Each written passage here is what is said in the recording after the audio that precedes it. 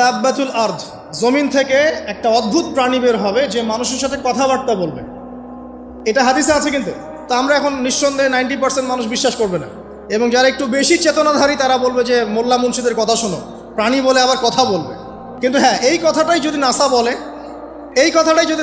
যে হ্যাঁ একটা প্রাণী আছে পৃথিবীর গভীরে, সে অচিরেই বের হবে এবং কথা বলবে, দেখবেন সবাই বিশ্বাস করছে। দেখেন চিন্তাগত শিরক, চিন্তাগত শিরকটা দেখেন।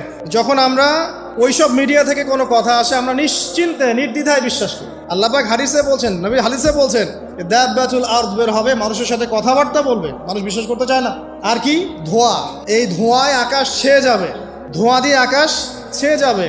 এবং এত বড় ধোঁয়া বিশ্ববাসী কখনো দেখে নাই। এখন অনেকে বলছেন, এখনকার আধুনিক স্কলার যারা, অনেক স্কলারের এটা মত, এটা কিন্তু হাদিসে নাই, তাদের মত হতে পারে যে একটা নিউক্লিয়ার এক্সপ্লোশন হবে।